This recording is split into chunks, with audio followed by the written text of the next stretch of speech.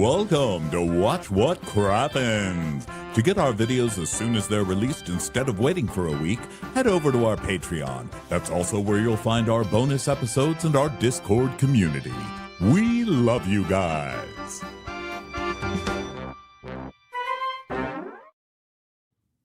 Hello and welcome to Watch What Crappens, a podcast about all that crap on Bravo that we just love to talk about. I'm Ben Mandelker, and joining me today on our birthday, well, actually a day late, but still our birthday episode, it's Ronnie Karam. Hi, Ronnie. How's it going? Well, hello. Happy birthday, Ben. Thank you. Our podcast just got shoved into a locker because it's 14 years old and it's now a freshman in high school. So we felt a little jostling. That was us trying to get out of the locker. We did it. Next year we can get our driver's license in New Mexico. What people don't realize is that this podcast totally has a crush on a podcast that's 3 years older than it and is the quarterback. So, you know, we're just hoping but that if he does anything with us, he's a prom. creep. We just hope he invites us to the prom and we can take off our glasses and walk down the staircase and be so hot. But I don't know. Freshman year for Crappens. We did it. I can't believe it. And you know, I'm such a dummy. This is the only thing I keep track of, and it's because you tell me, because I wouldn't know. I thought I was a year older for like 3 years. I thought I was older than I was. You remember?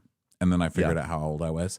And I just realized my dog Bueller is not 13. He is 14. He's turning 15 this year. And I only knew because I had to get pictures for our anniversary. So I had to scroll back on Facebook and saw that I had Bueller in 2011, which is crazy. I got him in October of 2011, which means he's going to turn 15 this year. That old bastard. That old bastard. Wow. That's a big difference. Wow. Wow, Bueller, our geriatric senior citizen dog. Old man Bueller Look down there snoring on the floor. Is he back behind you? No, he's on the floor. He won't sit on these chairs because they're swivel chairs. So when I'm in Los Angeles, there's no Bueller on camera because he's not going to get on the swivel chair. There's no way in hell. Because they swivel when he's trying to get up there. Yeah, and it freaks him out. He gets very scared. Poor thing. He's at my feet. But anyway, that's neither here nor there. It's neither here nor is it there. By the way, you know what tomorrow is? What? Tomorrow is 1 month until the Crappies. Crappies are on February 27th. I know. Guess what? The ballot's going to come out next week, everyone. General voting, can we just say it? It starts February 4th. The ballot's going to be up and ready for everyone on February 4th. So keep an eye out for that. General voting, round one. You're just going to just vote for the people that you want to make it onto the final ballot. And then the final ballot is literally a final ballot, and that will determine our winners. We are so excited. Go to watchwhatcrappens.com to get your tickets to see the show in Hollywood. We have almost all of our guests booked, and it's going to be a really good show. So it's going to be at the Fonda, watchwhatcrappens.com for tickets, or Instagram. Give us a follow. Watch What Crappens at Watch What Crappens on Instagram. There's links there as well. Additionally, it is we have ad-free on Patreon now, so that's fun. And since it is Monday, that means later today at 4 p.m. on the West Coast, we'll be going on over to Amazon Live to tell you about some of our favorite things that we've purchased recently, or I don't know, Ronnie's on a chair quest now. Maybe we'll look for a chair for Ronnie. I don't know. We're just going to do some casual shopping. I got to look for a chair. I'm going to talk about some books. I'm going to start a little book club over on Amazon Live, so you guys can tell me what you're reading. I can tell you what I'm reading. We can switch books. I just broke my chair. It's kind of a Monday. Yes. I just broke it right now because I leaned so much. My leaning broke the chair. Oh, also on our Patreon, we started a newsletter. It's kind of like a little magazine on what happened this week on Bravo. It's like a little blog. It's a return to our blogging days. I did the first one, and it's over on Patreon now. It's free. It's free for everybody. So if you just want to subscribe to that, you can. You don't have to give in any money or nothing, okay? Just go over there. Yeah. And it's also where you get videos, bonus episodes, and bonus episodes, and ad-free. Bonus episodes are traders right now. Those come out at the end of the week. Yes, we did a traders bonus on Friday and I was fired up, as usual. Okay, But today we're talking about Potomac season finale, although I guess it's a season finale part 1, because heading into the episode last week, they were like, next week on the season finale. But then at the end of this episode, it was like, next week on the season finale, because next week is like a season, or it's an even more seasoned finale, because next week is the Karen Huger episode. Which is just the interview with Andy Cohen, the very deep sit down with Karen Huger. I think every sit down should require Kim Richards to be there, because Kim Richards was the first Andy sit down that he ever had, where he's like, well, let's talk about you being an alcoholic, Kim. So you got arrested at a Target. And she's like, well, Andy, you know, that whole thing. And I really think that Kim should always be there, kind of like the Ed McMahon. Was the Kim sit down before the Joe Giudice, the Teresa and Joe sit down? I think so, because Kim, well, I don't know. Maybe well, you know, that may have been a Watch What Happens Live exclusive, as opposed to a Kim Richards, like in soft filter lighting, you know, which is what Karen's getting, you know. But yeah, maybe. I don't remember which was first. Can I say I loved the season finale? Is that crazy? Did you like it? Like, what did you think about it? I thought it was amazing. I thought it was very funny. It was definitely really fun to watch, but God, what a sad season finale. What a pathetic ending to the season. I mean, Angel, geez. Did I feel bad for Angel? I wanted to. I felt like I should feel bad for Angel, but I was like, oh man, I've been, you know, I wouldn't say rooting for you. I haven't been rooting for you, but I've been feeling bad for you. And I feel like when I give my pity to somebody, that's a form of rooting. And I've given you my pity, and you just failed miserably. I mean, fly fishing. We knew that she was going to try fly fishing, but why would you do that? And what kind of fly fishing aficionado is going to take your ass fly fishing 2 hours before you have to be at an airport? That's not going to work. I don't know what was happening here. Now, I have to imagine that the women moved their flights up after Giselle took over the trip. I can't imagine that this was the original timing for the flights, especially because if you think about it, the trip was like 2.5 days long. That's really short. I feel like normally when they go on their big trip, it's like 4 or 5 days. So I feel like they moved all their flights up. But yeah, the logistics of this all were crazy. I was stressed out from the beginning. When they said they're going to have brunch at the hotel, go fly fishing, and then have an open fire lunch, and then go to the airport, and the fishing and the fire pit and all that stuff is like an hour and a half away. I was like, how is this going to happen all before 2 p.m. or 2:30? And of course it didn't, because it's literally impossible to do all those things before going to the airport. But so they're trying to have a season finale. They're trying to have some fights. They have no fights really to last the season. The fights are sad. And then they have to do it in the cars. So they have, and it's not even like Sprinter vans where they get to like, you know, see each other. It's like some are in the front seat, some are in the back seat. They're trying to have these fights. The fights are stupid.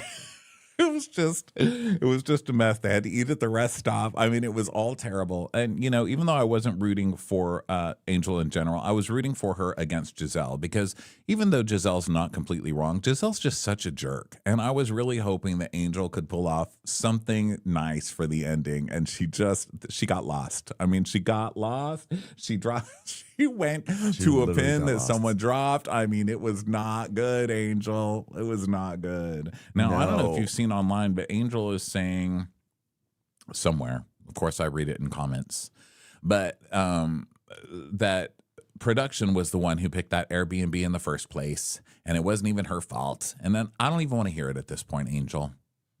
I don't want to hear it. Yeah, I don't know. Like, it's just a disaster. But also, like, a pin gets dropped and you don't look at the map beforehand and say, okay, well, that route doesn't look quite right. Or, like, also, why do you not have an address? I mean, Google Maps, it's pretty comprehensive. Like, you're really not having to drop pins these days. Usually you can look it up. I almost want to know where that watering hole was. I mean, look, the chef got there. Her head of staff got there. How come Angel couldn't get there? What directions did they have that Angel didn't get? That's what doesn't make sense to me. There was clearly some way to get there. And why wasn't her head of staff saying, this is where we are? I don't know what went awry, but I thought this episode was so hilarious and stressful and crazy and existential. It was like they were wandering, but in cars, they were just driving around and they had this ticking clock and you see this map and they're just sort of like going in nowhere in circles. They're like isolated, they're fighting. And it was, to me, it was like, I was enthralled by this. I was like, what are they going to get to the campsite? Are they not going to get there? Are they going to get their flights? In fact, I was rather disappointed that we didn't see if any of them made their flights or not. I guess they all made their flights, because if they didn't, it would probably be something else that'd be added onto it. But, you know, I don't know if we've ever seen a finale like this. Normally they end with a party or some sort of set piece or glamorous, who knows what. But this was just a season farting out into the wind. It really was. It really was. All right, let's get going with this. So we start where we're on day 2 of the trip, and they're still at Kimosabi, which also is another ridiculous thing. I mean, you're bringing all these people to see your business, see your house. You barely go to your house. Everyone's rude to them at the house, and then you make them go on a plane to go to a store because you saw it on Beverly Hills. Like, come on, not because you saw it. I mean, I know that Kimosabi is like a lot of people love to go there, but it's like you don't need to go. You don't need to take a whole day trip to go to a Kimosabi. That's just sad. No. That's sad. It's like a tourist destination. Yeah. So Giselle has just said that they're going to the Four Seasons, and Angel's like, but we're going to go fly fishing tomorrow. And Giselle's like, we're going to go home tomorrow. She's like, no, we're going to go fly fishing. And so there's this music that's playing, like, ooh, it's a standoff, like Billy the Kid. And he's like, ooh, is this a standoff? I hear the music that they're playing in post-production already. And now she's like, are we going to take a vote? Like, what's going to happen? And Angel's like, let me be clear. This is not her trip. She can't do this. So they're like, oh, okay. Like, what are we voting? Like, what's happening here? Yeah. So Tia's like, brunch or what? And Angel says, now listen, I've set up a beautiful day with some beautiful guides on a beautiful body of water, and beautiful Google Maps is going to make sure that beautiful people show up at the beautiful place with the beautiful. Just stop. You're not selling it. You need to learn other words than beautiful. And she's like, we're going to go fly fishing, and then we're going to have an open fire lunch. Both of those things sound disgusting. Fly fishing is disgusting, and so is an open fire lunch. Get a microwave. Get a pan. I don't want to eat off some open fire. And then the guy drops the meat into the fire. So you guys would have had a wood chippy lunch because his ass dropped your food into the fire too. I thought the steak looked really good, to be honest. Encrusted in dirt. Look, I'm down for the open fire lunch. I'm not a fisherman. I think if I were on a show, though, I would do the fly fishing. But here's what I don't want to do. 1, if not 2 of those activities before I get on a plane. I don't want to get on a plane smelling like a campfire. I am not Tom Schwartz, okay? I do not go bathing in rivers before events where I'm around other people, okay? So, like, do the fly fishing, do the open pit fire, let me go back to the hotel, let me shower, and, like, I'm getting on the plane the next day. But, like, what? I have to, like, I have to be in the middle of a smoky campsite before I get onto a flight and fly across the country? Absolutely. And I'm a Real Housewife. Who's supposed to be glamorous? Absolutely not. This is a day-long event. My headphones off. I'm so mad right now. I can't even hear you. My headphones are off my ears. This is a daytime event. It's a day-long event. It's an event you go to, and then you go relax for a while and take a shower and, like, have a nice light dinner or whatever. Which is what it probably was originally before. That's why I suspect the flights were moved up. But even if they were, this is like a day. This is like your Kimosabi day. This should have been the Kimosabi day. This should have been day 1. Yeah. If anything, they should have gone to Kimosabi and then gone to an airport there, if there even is one there. I'm not rich enough to know. So Giselle's like, well, I'm not outdoorsy, but we will be brunching in the morning, and then we'll be packing our things and packing at the hotel and then getting on the flight and going home. And Kieran is like, oh, please, Giselle, sit down. We're not doing that. And Angel says, okay, well, so you're going to have hotel food. Okay, well, you can go with the itinerary if you want hotel food instead of somebody cooking out over a campfire. I know Angel's trying to be like, oh, how boring, how pedestrian. This is the Four Seasons. This is not the Hyatt House serving their powdery eggs that are made from, like, a mix. Okay, it's going to be, like, quite good food. And I know that the health department has been there, and they have put a letter grade for me to know how clean that place is. You know what's not clean? Mm-hmm. Campfires. At least I won't smell like smoke after I have my eggs Benedict at the Four Seasons. Okay. But Angel's trying to do this thing because Angel, it's so funny too, because Angel she peppers in this language all the time, and especially on this trip to sort of make it seem like what she's doing is very luxe. Like one of those guys that she introduced him to, she's like, he's a very high net worth guy. And later on she says, well, this watering hole is a very exclusive watering hole. I mean, she's always throwing in these words. So then when it comes to actual something from the Four Seasons, suddenly she's like, oh, hotel food. Enjoy. Enjoy your box of Honey Smacks. So Wendy's like, well, is there a world where we can brunch like in community with each other and then we could fly fish in community? I love community. I'm glad you do because you're about to get a lot of it. Yeah. And Giselle's like, well, the question is, are you spending the night? And Angel's like, yeah, sure. Can I sleep in your bed? She's like, no, not to bring up anything bad, but like, do you want to call Bobby and check to make sure that's okay? And then Angel out of nowhere goes, girl, don't worry about that. That's my man. Don't worry. And everyone's like, whoa. Suddenly, Angel's like casual, like, don't worry about Bobby, when all season long she's been checking on Bobby. And of course, we then basically. Oh no, I thought it was her saying like, oh well, maybe because that's my man, so maybe I will check in with him. Like, what's wrong with that? Yeah, she's like, what's wrong with checking in with him? He's my man. And Giselle's like, I am so sick of hearing Bobby. Too much. So Stacy's like, I'm just wondering, if we did the fly fishing, will we have enough time to change to make our flight and be comfortable? The only one with some sense in this group. And Angel's like, yeah. Yes. I mean, there's a nice cabin. It has nice bathrooms, good accommodations. Does not exist on Google Maps. So if you want to go there, you just have to drop a pin in the middle of Colorado and hope you got to the right place. And Giselle's not going to make it easy. She's like, how many bathrooms? It's a good question. Because like it could be the nicest cabin in the world, but if there's one bathroom and you've got like 7 ladies who have to shower and then make themselves presentable in case their picture gets taken at the airport, they're going to take some time in that bathroom. And will there be running water? Because that has been an issue. And will the toilets work? And the sinks? Will there be doors and walls and a roof? At this point, their standards, they're like, we just have to double check everything. This is the role that I was actually born for, making sure that all the ladies are happy. Yes, that's when I think of Giselle Bryant, I think happy maker, someone who just makes everyone around her happy at all times. Joy spreader. Watch out. A sunflower has entered the villa. So Angel is like, okay, it's fine. Everything's going to be good. It's going to be good. And so she goes, she's like, ladies, let's just gather our things and make our way back to the PJ. So they are going to head back to the airplane and start what they think is going to be the luxurious part of their vacation. Yeah. So now they have to go travel back to Denver. It's a lot of traveling. It's like travel there yesterday. Today you travel to a different place. And then you have to go back on a plane to get ready to travel tomorrow.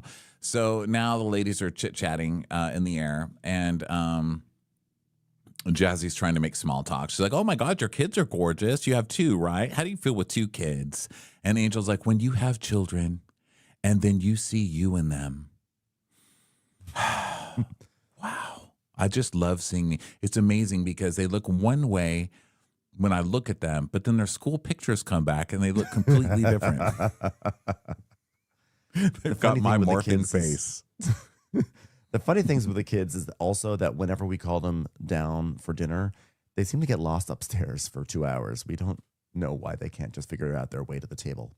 So Tia's like, well, can you imagine loving somebody more than you love yourself? And Kieran is like, well, I don't know anyone I love more than myself. So then they get to Denver. And they're arriving. They get off the plane and everything. And Angel, they're in the car heading to the Four Seasons. And Angel has an announcement. Here's something you guys don't know about me. I don't like fish. We'll pull the car over. I mean, this is deep. We need to talk about this. What are you talking? Who cares? And they all kind of look out the window like, why the fuck am I stuck in the car with Angel? And Angel's like, And why am Angel, I we're at fishing the end of the tomorrow road with her? here. Why am I just learning now that you don't like fish? How could you keep this from us? This is something we're supposed to learn about in the first conversation, dietary preferences. But also, it's also like, don't say that right before you're taking the women fly fishing. Don't give Giselle something to, Giselle will be like, we're going fishing. She doesn't even like fish. Why are we doing this? But why would also, you this is just like us to do something you don't even like to do? It's also just like not a fascinating piece of information for this day. Like this is not, and it comes out of nowhere. Like if you're gonna say, here's something you don't know about me, you have a preamble. It's coming out of nowhere, so it has to be really good to get everyone's attention. But something as generic as you don't really like fish, it's just not gonna work. It's not cutting it, Angel. We don't care. I'm focused on getting to the Four Seasons. I'm thinking of bubbles and body gel and luxury. Talk about toilets. Talk about running water. Talk about luxury. Oh, yeah. So in the other car, Giselle, Monique, Jazzy, and Ashley. And Jazzy's like, I'm not going to lie. I love my girl Stacy. But her coming in at the crack of dawn and knocking on the door, she's like, it's me. There's no running water. There's no running water. And they just start laughing because Stacey is like so extra about everything.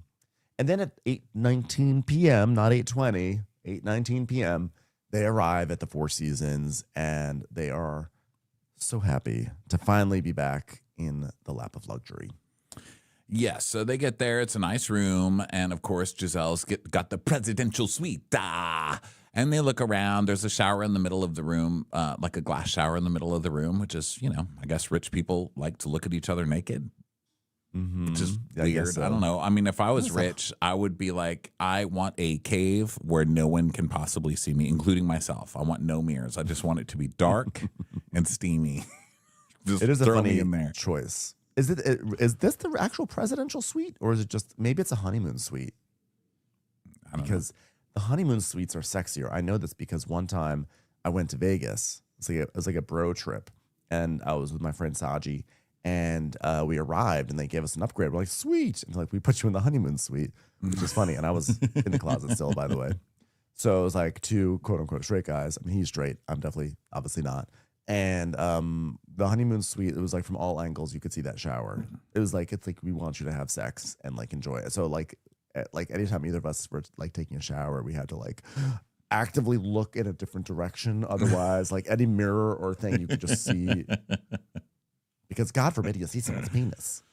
But, yeah, I don't know that this would theory. work for a presidential suite. I can't imagine Nancy Reagan being like, oh, Ronnie's showering, Well, it did also have a lot of accoutrements. It had like some old-fashioned exercise equipment in there, and there's a lot of stuff. So maybe it was presidential, but you would also think that if the president is gonna take a shower, like why are you gonna have the president in like a super exposed glass box in front of a window? It just doesn't seem like a safe thing, Yeah. I mean, Melania, I'm sure, has put up with a lot in her years, but this would send her over the edge. She'd be out of there.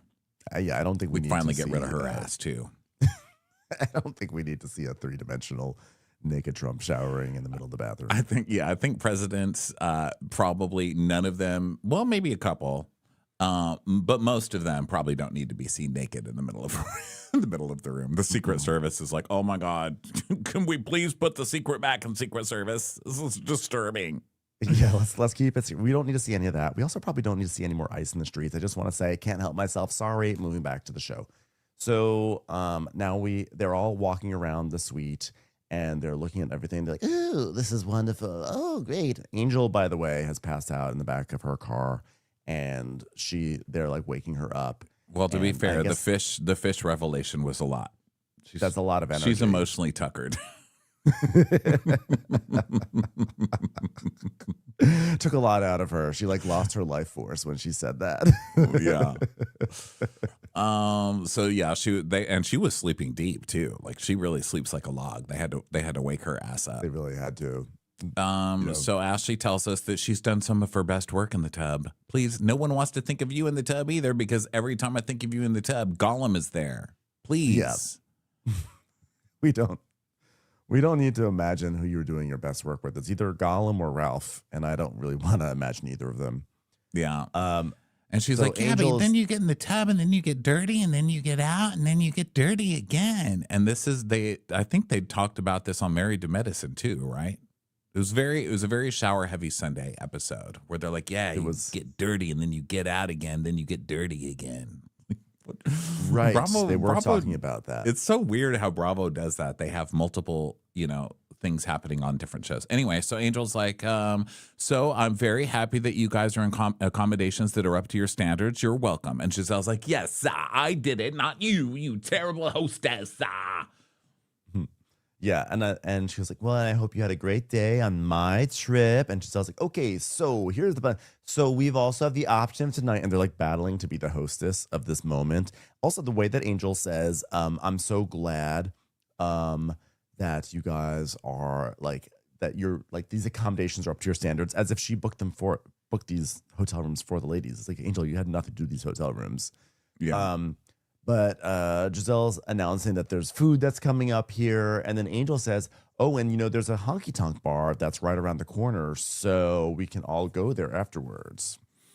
Well, I'm the best mechanical bull rider that I know. I'm going to stay on that bull all night. It's not a countertop, Ashley. And so now they're talking about getting sexy on the bull. And so Angel's like, but guys, you are going home tomorrow. So here's the plan. We're going to have breakfast. And yes. And then we're going to wheels up to the lake and we'll be fly fishing. And then you'll be headed back to the airport by 2-ish. Well, even when she said this before we even knew what a disaster it turned into, I was like, what time are you getting up? 5 a.m? I don't think you're going to have time for this. That means you have to wake up get yourself camera ready, which I imagine takes, 90 minutes to 2 hours? I don't know how long it takes for the women, but it feels like it's probably a bit. And then you're going to eat. You're going to hit the road like around 11-ish or so. Get there at 12. Fishing's going to take an hour at least. Eating is going to take another 45 minutes to an hour. I just don't see the timeline here. So Stacey, and then it gets worse because she's like, someone asked what they're going to do about their belongings. And she goes, oh, yeah, so we're going to have to go back and get them. So that'll be like 2 hours up and back. And I think by the time we come back, nobody wants to ride a bull, right? Okay, so it's 9:15 right now. And you're telling them they have to get in the car for another 3 hours because we know it's an hour and a half. It's not an hour like she keeps saying. It's an hour and a half. Yeah. So it's 3 hours that they need to go in their car. How is this luxurious? And why is everybody acting like this is the better option to come stay at this hotel? This is crazy. And why is there no one who can bring from their estate who can bring their shit to them? I mean, I guess maybe the women haven't packed up their stuff. So it's not like, like Kierna probably has her unmentionables and various stuff and Tia too. So it's like, no, we want But didn't they know in the morning? But this is why this episode's pissing me off because we're having to sit here and talk about this. Like, but wait, why didn't they pack? Why didn't someone else bring it? Couldn't they have packed in the morning? Because in the morning they knew they were going to be going to the Four Seasons. Why aren't they already packed? And why couldn't the husband do it? And if they have nannies, the nannies could have stayed with the kids. It's like I'm planning like I have a fucking family. I don't need to be planning like this for somebody on a TV show. This shit should have been done. No, I literally love this. I literally love weighing in on other people's bad logistics. And I think what they were saying is that the women who are going to the Four Seasons, I think they packed. We actually saw them pack. It's that Kierna and Tia and Angel had no idea that this would be happening. So they've got to go back to Angel's house. Oh, I see. And the thing is that, I think if they had been packed, maybe they could have gotten someone to bring the stuff back. But also when Angel says, we'll have to go back and get them, and that'll be 2 hours. 2 hours up and back. And I think that by the time we come back, nobody would want to ride the bull. So why did you enter the honky-tonk bar into evidence? Why were you like, by the way, there's a honky-tonk bar next door, but we're not going to be able to go because we have to go get our luggage. Like, just miserable. So miserable at this. Honestly, if I were Angel, what I would do is I would go back alone, or I would offer to go back alone to get everyone's stuff, although it's the same issue because everyone has to go back to pack up their stuff. Never mind. I was going to say she goes back, gets stuff, and brings it back. But Tia and Kierna have to go. I know this is driving you nuts. I can already sense. No, I can no, see the I'm look on your fine. face. Because No, no, I'm just like, because this is just like discussing other people's it's logistics not for making the me nuts. vacation. I'm just like, I'm just starting to bzzz because it's like, okay, I, like, and then love the it. drive, and then this will take that long, and then they have to go up the stairs, and then what if the kids are asleep? And then I love it so much. I love discussing these logistics and how also like Angel has flopped on all of them. It's so bad. Yeah, she Everything really is spread has. out in the wrong direction. Where do Yeah, you remember so- what the town is that she lived in? Angel's house on the map? Fakakta. I don't know. Fakakta. Okay. Fakakta, Colorado. Yeah, I don't know. Fakakta, Colorado. So they're gonna have to go over there, and so Jazzy and Ashley are ready to party, and Jazzy's like, "Yes, I love Ashley because she took shots off my boobs that time. Like we're friends now. We are real friends." As a wag, I can say that that's a girliness at a party. So then Monique starts playing the piano that's in the room, and they start making up a song with the piano. Yeah. About having no water and stuff. Mm-hmm. Yeah. And they go around, and I was actually so impressed, so incredibly impressed by post-production and the show in general that they did not turn this into a 5-minute long silly moment where there were graphics on screen and introducing Kiarna as so-and-so and playing the part of like they no silly names. They just let them sing their stupid song. I know you're still traumatized by the Real Housewives of Potomac when they went to Austin and they did that. Yeah. They would like wrote a country song. They put it to music and stuff. Yeah, all that stuff. And here they just sang this song, and they sang it very badly. And they went around the piano, and it just sort of like seemed like this felt emblematic of the entire trip. This sad song, out of tune. It didn't really go anywhere. And they were just trying. It was the one moment of community, quote unquote community, that they had the entire episode and perhaps the entire trip, where they were just gathered around singing a sad song before they all dispersed again the next day and just wandered around that state. Yeah. So now people are getting up to leave the room, and we see Colorado last day, 10 hours later, 10:33 a.m. So everybody's getting ready, and Ashley's on the phone with Sheila, and she's talking about how it was really rough last night because she rode a bull. She really conquered that bull. And then it just cuts to her being flung off the bull. Yes. Also, the timestamp 10:33 a.m. I'm like, have you guys not even started your brunch yet? I know. I was stressed out. Brunch should be over by now, and you guys are all just waking up and getting ready. Something is not right here. Yeah. So now it's time to leave, and Stacy's like, "We were in the ghetto," and Jazzy says, "Baby, the top of the ghetto, because it was very high." So they're just glad to be in the Four Seasons. So now it's 11:23 a.m. and they're just starting to leave. 11:23. Now it's been almost an hour since Ashley called Sheila, and I'm like, hello, you guys have flights. What is happening? Their here? flights are at 2. You should be leaving right now to go to the airport. Well, I think that they have to be at the airport for their flights. Well, they keep I don't know saying flight at 2. Oh, I got the impression that it was like they just have to be there by that time to get to you know what? I don't know. I assumed there was like a 90-minute buffer, like to get in, check your bags, and then go through security. But either way, I mean, you have to be there too. So Monique is saying, like Monique is happy because she's cleansed. She looks, refreshed and clean, and they're all happy, and they're just like hugging each other, saying good morning, while the clock is ticking away. And they all sit down, they all gather, and basically, it's time to figure out where the hell are the other ladies, because they're not there. And Wendy's talking about how she's a nature girl, and then we see T'Challa attacking her and her screaming. And she's like, so fly fishing, I just decided to take the fly pot. So I just dressed fly. Get it? It's Chanel. I'm ready for these fish. And so they're all complimenting each other's clothes because it's housewives. And Giselle's like, I hate not being able to trust somebody as it relates to a girl's trip. Bah, we were put through the trenches unnecessarily. Ah. After she put us in the trenches and I made sure she had a room here, Those hoes didn't even stay here last night, which we knew that wasn't going to happen, especially if they're going to drive home or back up there to get their stuff. They're not coming back. They're going to drive up to Angel's home, and then they're going to have to pack, which is going to take another 45 minutes to an hour. And then there's going to be chatter, and then they're going to kiki, and then Bobby will be there, and his friends will be there, and they'll be like, talking, and then Angel will suddenly get tired, and Angel won't want to drive. And then Kieran will be tired too, because that's Kieran's thing anyway. And then Tia will say, well, I guess we'll just stay here. But if there's anyone who wanted to go back to the Four Seasons, it was Tia. Poor Tia was basically kidnapped this entire trip. She was stuck in the Angel wing of the gang, and she just wanted to hang out with the others. Oh, I felt so bad for her.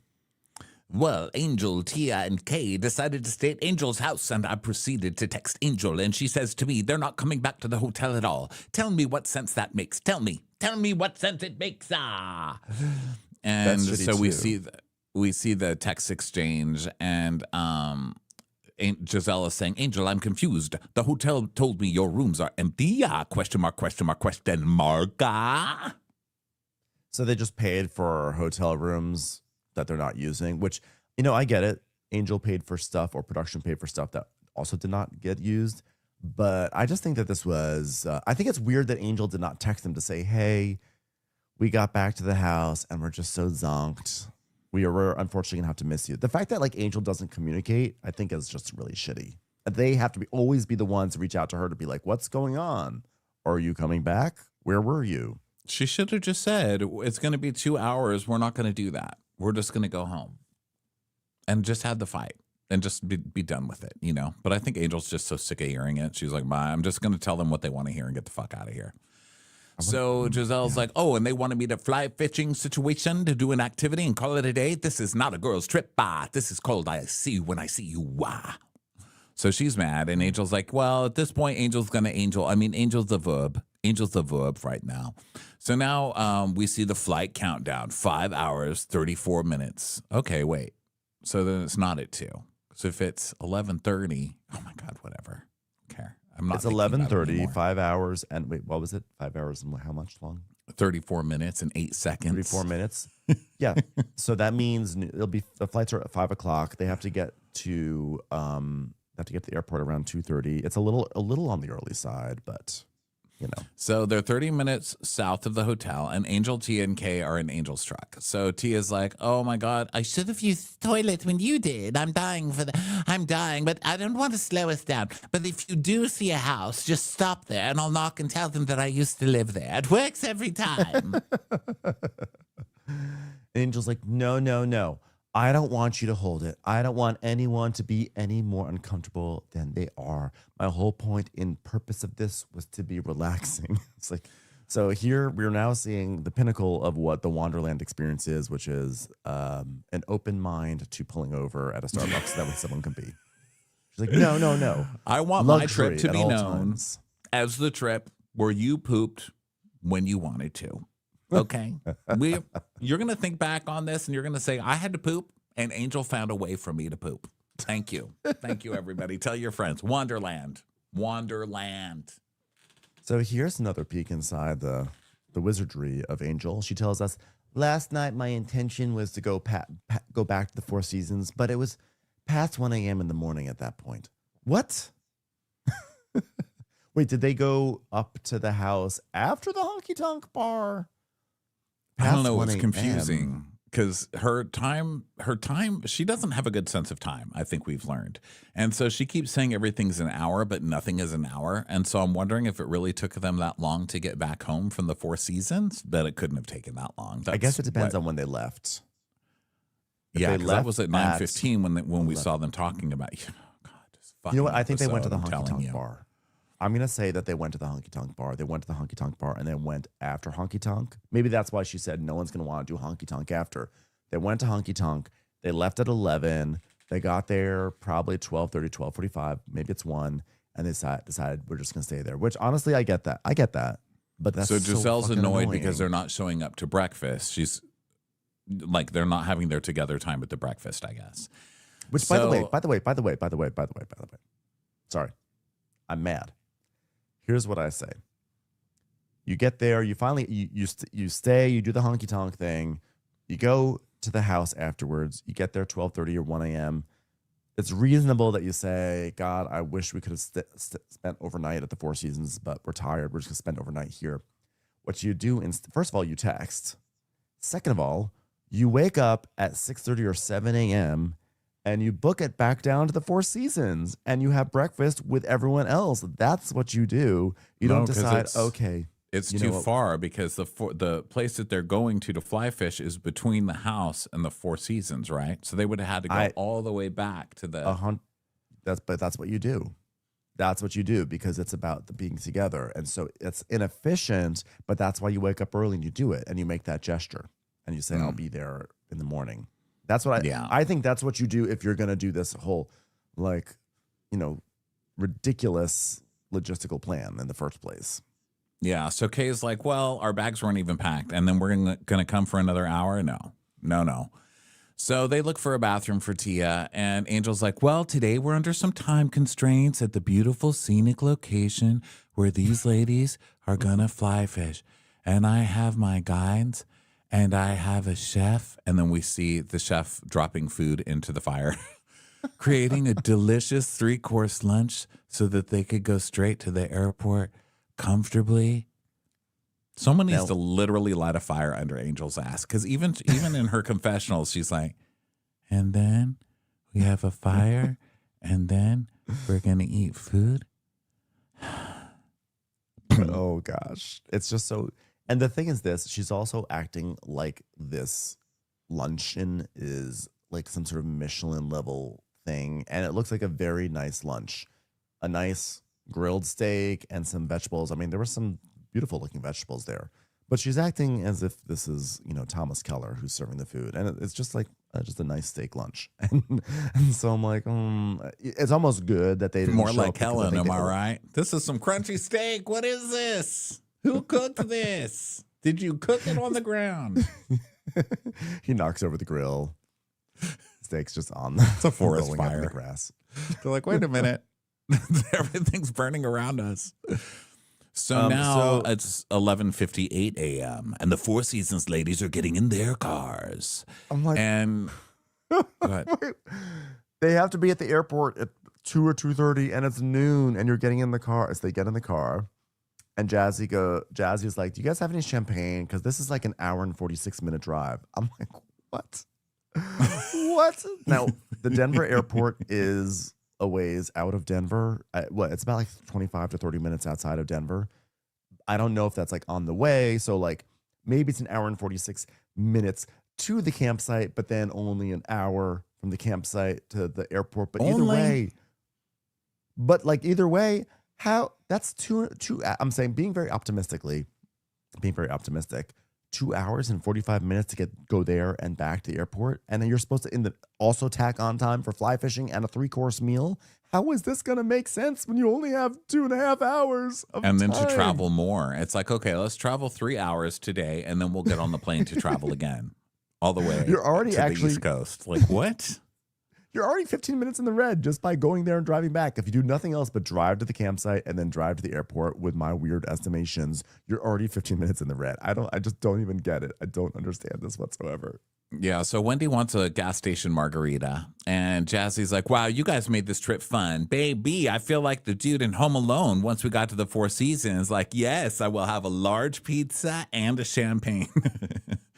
So Monique's like, well, I talked to my mom this morning. Literally nobody cares. She's like, I miss my coffee. I mean, she's like, me too, because like us having coffee is synonymous with us having a conversation. Like it happens every single day. And Ashley's like, oh, wow. Do you talk to your mom like that, Giselle? And Giselle's like, no. Which, by the way, I feel like Ashley knows this. That was such an Ashley, I know this, but I'm going to ask you this on camera. So Giselle's like, no, I don't talk to my mom very much, maybe once a week. And she says that basically, after her dad passed, she's now just basically talking to her mom about where's the will? Where's the will? What are your passwords? I'm not going through this again. Yeah, I like that. She's like, yes, I speak to my mother. I ask her where her money is. When am I going to get it? What is her bank password? Giselle. She's so touchy-feely. And we see her on a conversation with her mom, and her mom's like, I'm in the grocery store, honey. She's like, I'm just making sure. Do you want to drop your PIN number right now? You're old. You're old. She's like, I'm great. I'll call you later, honey. And hangs up on her. Angel shows up at the supermarket. Well, I heard something about dropping a pin. Then they're just talking about the mom and grandparents and how the kids talk to her mom more than she does, and yada yada yada. So then Jazzy is like, oh gosh, poor Angel, I'm trying to help her. And Wendy's like, yeah, well, I think she gets stuck in the way of this, and that's just who she is, then that's, and I can relate to that. But if you do want to have that genuine, connection with people, you have to realize that there has to be a level of compromise, because who have you connected with in this group, And if you think about it, Ronnie, I feel like Angel started off the season doing okay. She was okay. And it was like the moment that Wendy checked her at that pre-Preakness brunch, I feel like Angel has been unraveling since that moment. And she just never quite got back into her groove, right? Yeah, she's just not meant. I don't think she expected for them to kind of be coming for her or each other, really, in the way that they do in this group. I don't know if she's like the only person who never watched this show before they came on, but she seems like she doesn't know where she is or what she's doing.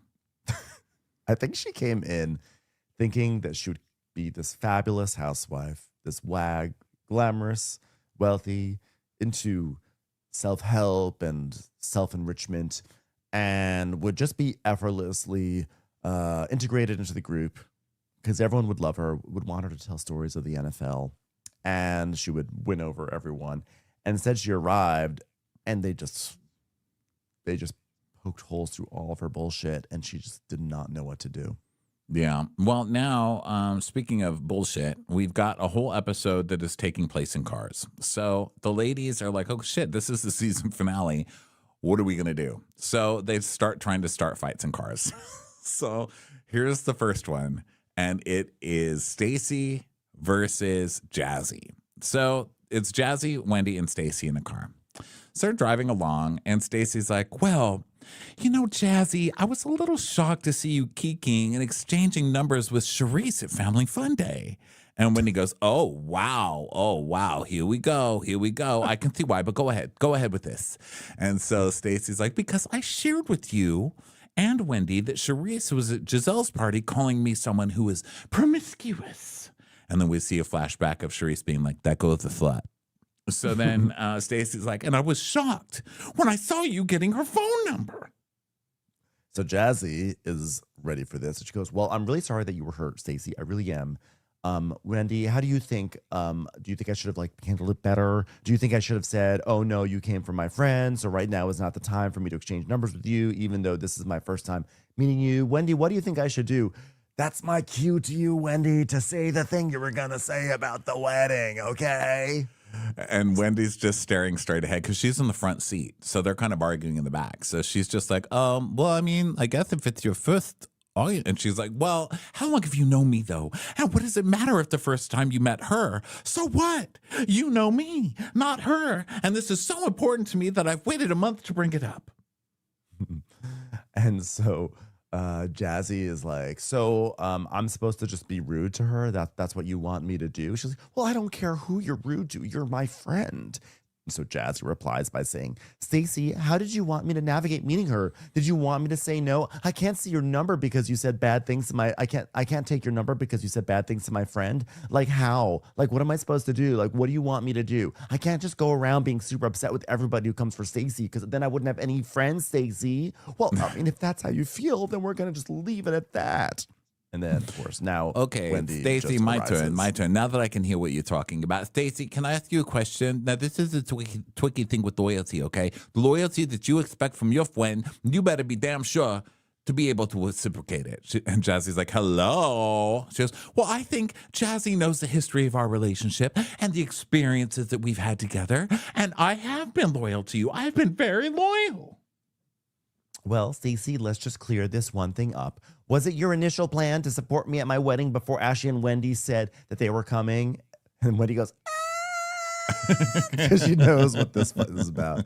Was it Wendy? Wendy's like, are we going there? Are we going to do this? Are we going to really do this before we get to a group setting? And Jazzy goes, yeah, we're going there. And Wendy just keeps screaming. I mean, both these fights are so stupid. First of all, the thing where she got Charisse's number was a long time ago. If you had a problem with that, you should have said something then. And the thing about her not going 100%. To the wedding unless she knew somebody is not crazy. I wouldn't go to your stupid wedding unless I knew somebody either. Have you ever been to a wedding alone? It sucks. Yeah, I would say that I would honestly say that 60% of people don't want to be at your wedding. Like I say that that's probably like the rough estimate for really any wedding.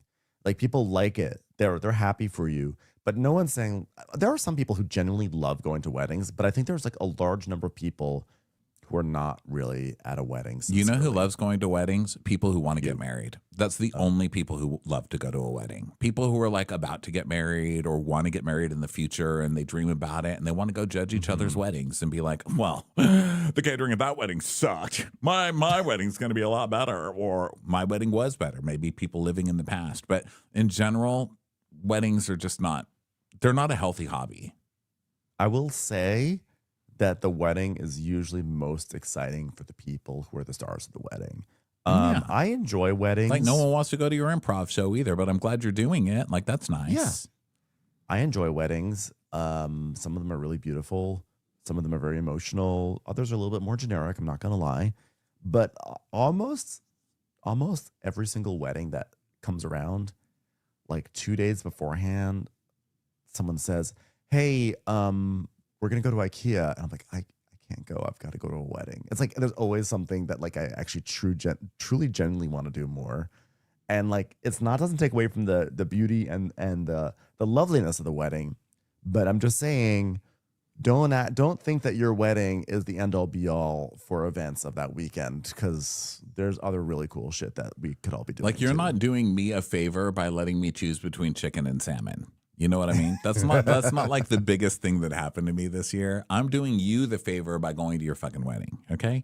And I'm going to write it down and I'm going to hold on to that. So next time I'm mad at you, I can be like, I went to your wedding and I bought you a $150 dish rack. Who even orders a $150 dish rack? Like who does that? One of my friends did that. And still, the last time I got mad at her, I did think of that. I was like, this girl is giving me attitude when I spent $150 on a dish rack for her. Really? And I got yelled at by J-Lo's ex dancer, boyfriend, Calvin? Husband. Well, he didn't yell at me, but he got really mad at me. Was it she was like the young dancer that she was married. I think she was married to him, right? Well, I don't remember, but I was at the bar and I ordered a vodka soda, and then I got a vodka soda and he goes, excuse me. And I said, yeah. And he said, you just took my drink. I said, no, I didn't. I ordered a vodka soda and I got a vodka soda. He went, that's my vodka soda. I said, do you want the vodka soda? I haven't had a sip from it. And he goes, yeah, I want it because it's mine. And so I gave it to him. And then the bartender just like gave me a look. And I said, may I have a vodka soda, please? And then he kept giving me like this stank eye. And I was like, babe, I'm so sorry that I stole your vodka soda. He's like, oh, it's okay, man. It's okay. Like he just needed an apology. And then my friend was like, what was that? I said, that loser accused me of stealing his drink. She goes, oh, he was married to J-Lo. I said, does that make him less of a loser? He got dumped in 5 minutes. Maybe that's why he was so on edge. He was dealing with like PTSD. From the vodka soda, the non-stolen vodka soda. What a loser. Well, if he was married to J-Lo, it sounds like it was either Chris Judd or... I think it was Chris Judd. That sounds familiar. Chris Judd. I don't think. I just remember thinking, did you buy this woman a $150 dish rack? Then you can get the fucking line behind me, sir. It wasn't Mark Anthony. Could you imagine? No, I would have just given it to him. I would have been like, vodka. I would have been like, here's your vodka soda. Now get back onto your lily pad, sir. Wow. Well, that's a very specific reason not to care about going to weddings, but I support it 100%. I was just going to say, there's always some kind of drama, you know? I was just going to say, I just don't feel like dancing to Bruno Mars again. Like, oh my God. Have you heard the new Bruno Mars song? And now, see, I don't hate Bruno Mars like you do. I actually do like Bruno Mars. But this new song I heard I'm assuming it's I heard it actually when I was with you at Gracias Madre. I heard it. really? It is every Bruno Mars song. Like, do you write songs that don't sound exactly like the other songs that you've written? Because it sounds exactly the same. Let me guess. It's a song where he is in the chorus going to strain for a high note when he really shouldn't be. Like, where there's like always a point where the chorus has an option to like, it's a roller coaster where it has an option to go back down. Instead, he just goes up higher, and he always strains. And then is the song made for weddings and bar mitzvahs. Yeah. And does the song like try to cash in on retro sounds? Yes. It's kind of like a 50s thing where he like strain sings, like his throat hurts. I'll tell you one thing. I do like that Locked Out of Heaven. I do too. That song. That's a great song. Wait, is that new? Bruno Mars that. Which one is that? Is that new? I'm oh yeah, I like that one too. Yeah. That's not new. I also like Despite Myself. I think I'm gonna marry you. Dun, dun, dun, dun.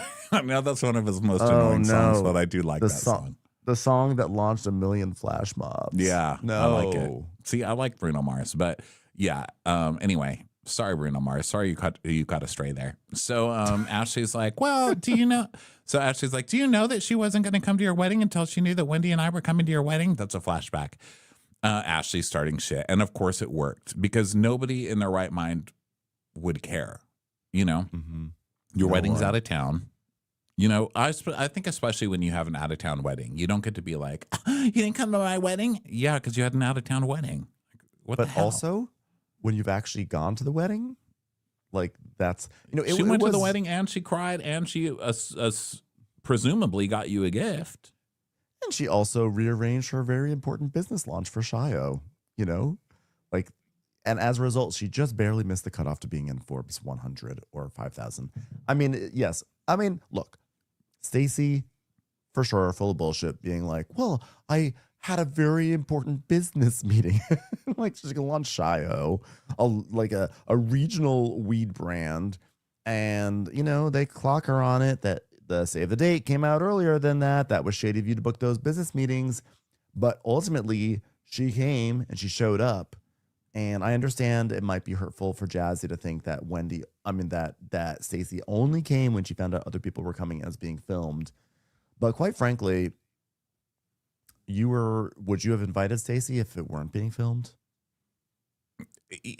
Well, that's true. Yeah. Would you even be getting married at that time had it not been filmed? Like, you were trying. And Jazz is like, and not blocking off your schedule was extremely hurtful. So for you to sit in my face and be upset about a number exchange. No, she went to your wedding. So that she didn't do anything hurtful. And anything hurtful that you heard was because Ashley was trying to start mess. So mess with Ashley for trying to start mess around your wedding. She went to your wedding. So stop your bitch. She still went. Yeah. And Stacey's like, well, I never knew that Ashley was coming to your wedding, which now both the other ladies are like, whatever, Stacey, because we see Stacey and Ashley on FaceTime in a clip, and Ashley's like, I'm getting my stuff in preparation to go to Jazzy's wedding. And Stacey's like, oh, are you? You're going to Jazzy's wedding? I am. I'm going to Jazzy's wedding. Oh, so you're officially going to Jazzy's wedding. I'm going to Jazzy's wedding. Wow. So Stacey's like, I don't understand. What am I missing here? She's, well, what you're missing is the truth. At the end of the day, you get nothing for nothing. And you could play games in this group, but the people who are your friends and your ride or dies don't play games with us. So now we go over the other car, and Angel is fretting because she says, we put that GPS coordinate in all three of our phones and had the same directions, didn't it? It's just not just my phone. And Tia's like, yes. Did it say Pike and San Isabel? And Kieran's like, well, they're lost. They're lost. They're lost. And Angel says, you know, owning Wonderland Outdoors, normally all the fishing spots that I take guests to, I am super duper familiar with. But this particular one, I tried to make accommodations for the large amount of anglers who were going to be on the water. So I'm just following the GPS coordinates to the high angler volume lake, and I'm just having faith that I will go to the right direction. Let me tell you, I'm a considerate person, and I really am worried about the anglers. So, sorry, I got us lost, guys. The old angler excuse. Guys, I'm sorry I'm late. Lots of anglers out there.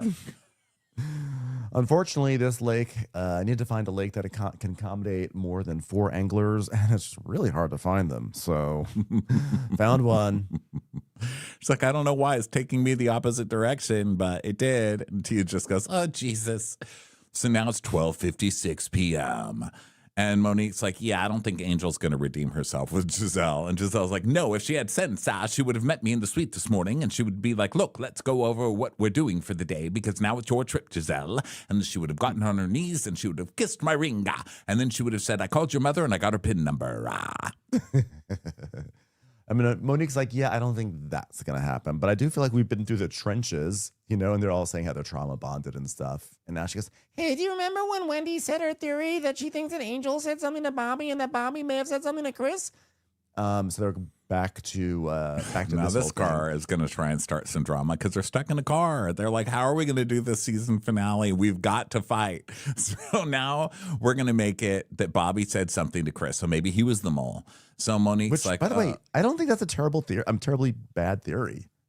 You know, I don't think it's the worst theory either, but it's just like Ashley's like, okay, well, now you should yell at her for being the mole of this stupid fight from 2 months ago. It's like, oh, God, come on. It was Cookie. It was Cookie. We all know it was Cookie and Kiarna.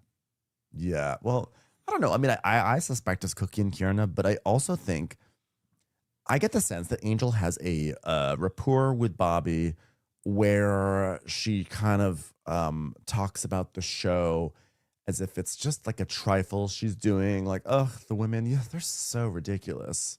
Look at them fighting over non-essential things instead of, you know, having a meditation or doing some self-reflection or being one with nature. Isn't it ridiculous how materialistic they are? I feel like she probably has that vibe with Bobby, and I would not be surprised if she's like, ugh, now the women are all piling on. Now Monique is talking about Chris in this way. I mean, as a former wag, can you even believe it? And then I can imagine Bobby being like, yo, Chris, they're talking about you on camera.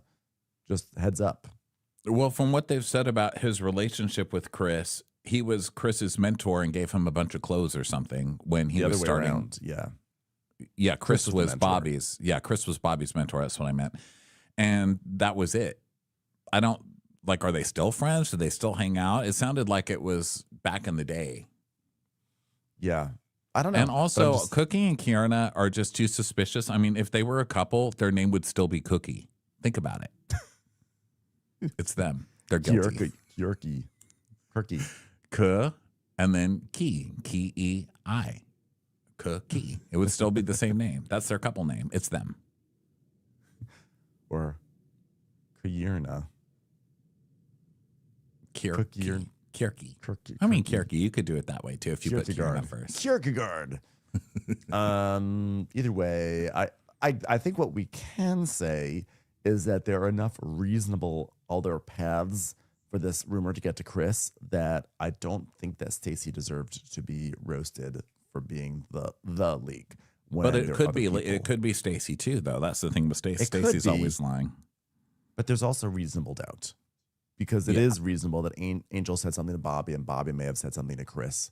It is reasonable that Kiarna may have just like chatted with Cookie and then Cookie got messy. So I don't know. I think it's. But you know, it's like when somebody terrible dies, do you really care who does it? It's like a mystery that nobody cares about. That's the thing. I need a better mystery. And if you're going to bring a mystery about up again from that was already boring us the first half of the season, then at least give us an ending to the mystery. Don't just like add a new thing to the mystery and then end the movie. What the hell kind of movie is this? Well, also don't forget that the mystery really was only there to get Monique mad at Stacey. That's the only reason why anyone cared about how the news got back to Chris. No one inherently cares if Chris knows. They only care if they can weaponize it to get another ally onto the anti-Stacey side. And then that flopped. So the fact that Ashley's bringing it up again is like... Yeah, but Ashley's like reframing it now because Stacey tried to get Ashley laid with Mauricio. So Ashley's cool with Stacey now. So now she's like, remember that thing I tried to start earlier? Let's just lob it over to Angel and make Angel fight. Let's make Angel cry in the season finale. Let's do that. Yeah, I'm off of Stacey now. She tried to get me some rich dick.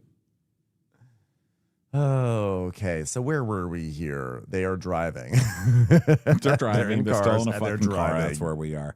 So we see Ashley's like, well, the reason I thought about it is because, you know, athletes, like, they do have a rapport from the past. And, you know, athletes, they tell each other things. And Bobby, I don't even know if he sent Chris a DM or something. I mean, I don't know, but it could have happened.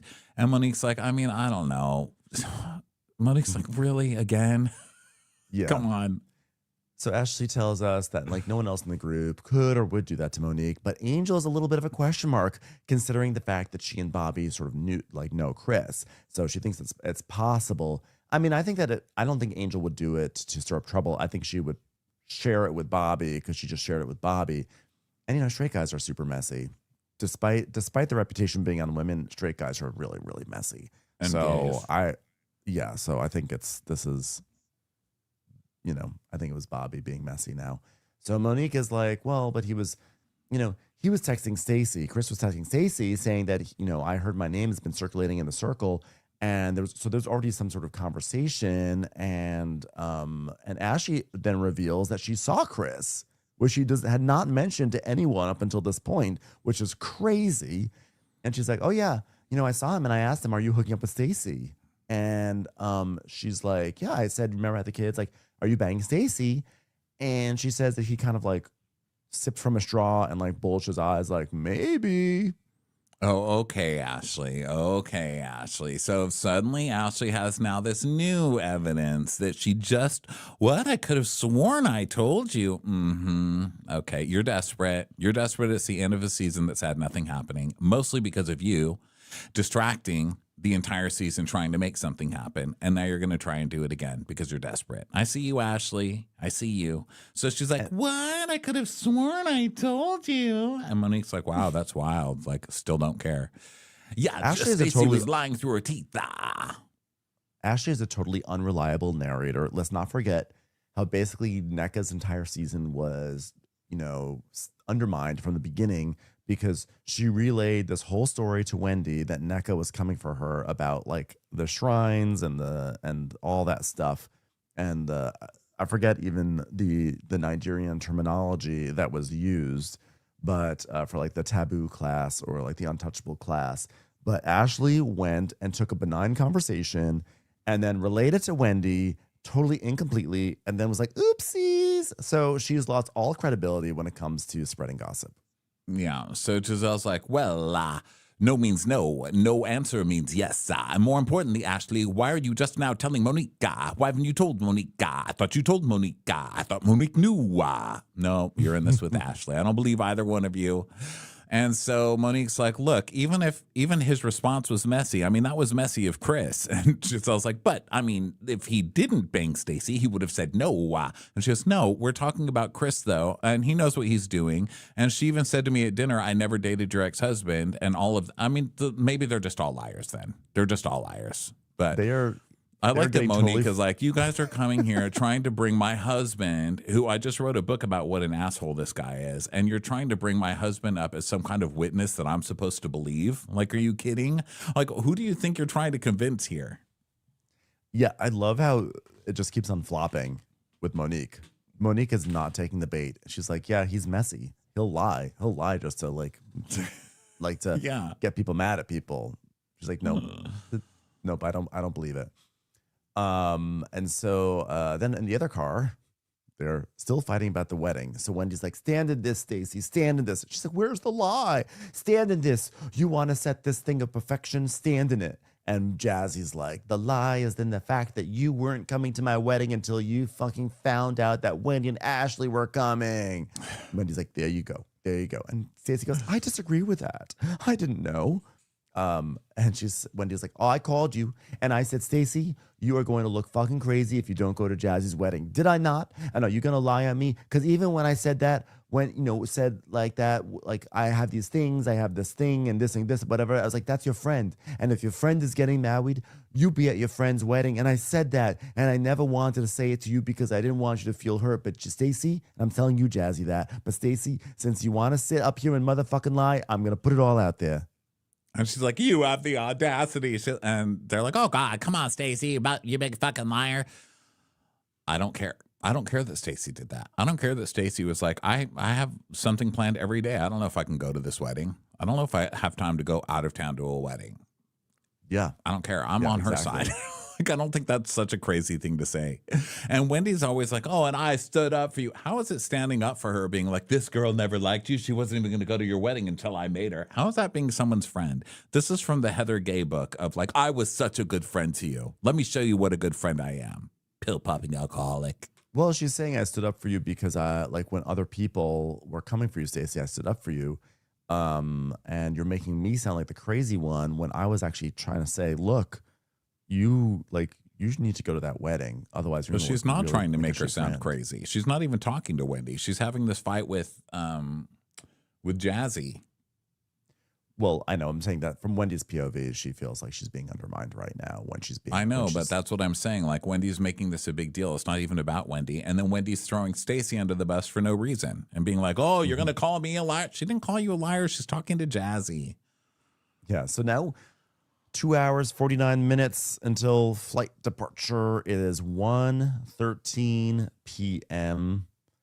And now there's traffic. On top of everything else, the Now they hit GPS traffic, has yeah. red.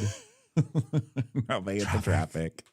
So Angel's like, well, I'm worried about the ladies. I haven't heard from anybody. I'm going to text them. So Karen is like, yeah, do they even have the right address? So now we see the staff of Wonderland working to get this together. And their car, Tia's like, well, how much longer do you reckon that this is going to take? And Nina's like, I'm going to need to call Angel. Angel, I can't hear you. Hello, Angel? So now they can't hear each other to play. The Angel is now driving up a dirt road in the middle of nowhere. And Tia's like, oh, it's going to get a bit windy. Well, we're just going to get blown over. Oh, my goodness. Oh. So Kierna says that they pull up to this campsite. They're circling around. They're not in the right place. They're looking all around. They're all around the pin. There's no fly fishing. There's no lake. There's nothing. So now they have to back out of this dirt road and they have to get back on the road. And they're driving back. And Angel's like, oh, God, this is going to make me cry. Because Angel just knows. She just knows she's going to hear it. And it's just like, I'm feeling bad for her now. I mean, she's so disorganized. And she's really messing up under pressure. She is not rising to this challenge. And so I'm shaking my head at her. But I also know that, like, the poor thing, this is just out of her. This is out of her wheelhouse at this point. This is out of her depth. And they're so high that they're also kind of feeling sick and queasy because they're so high up in the mountains. And so she starts crying and she's like, I don't know if we can get there and then do fly fishing and eat and be able to catch the flight on time. Like, Angel's finally getting it. Time finally starts making sense to Angel. And Tia's like, well, just when you think of the lack of water would be where the story ends. No, we top that. At this point, I don't even care what mountain we're supposed to be on. I just want to be on flat land. Please. It's just a total shit show. So now we are at 2 hours and 45 minutes and 14 seconds. I like that they're adding seconds today. I know. Kierna is now like bent over in her seat and she's saying that she's trying to dry her ass because she spilled water on it. And I don't know. Add wet ass into this. So then Angel is really upset. And so we go to the other car and Monique's like, God, have we even moved? Like, what are we doing? We still have an hour to go. We're not going to get there till 2. And Ashley's like, hold on, that can't be right. And Giselle's like, let's be real. This just keeps going up. And now it's 1:36. And so I'm concerned about going and like getting to the airport. And now they're stuck in traffic. Oh, it's just a mess. So then Giselle texts and she's like, hey, Jazzy, we need to stop at a gas station. So now back to the Stacey and Jazzy fight. Stacey's like, well, now that we've taken a pause, may I speak? I understand you being hurt, and I can understand you being upset. But if we're going to keep it real and we're not going to lie, maybe we should just go back to why we didn't speak for such a long time. And she's like, what are you even talking about?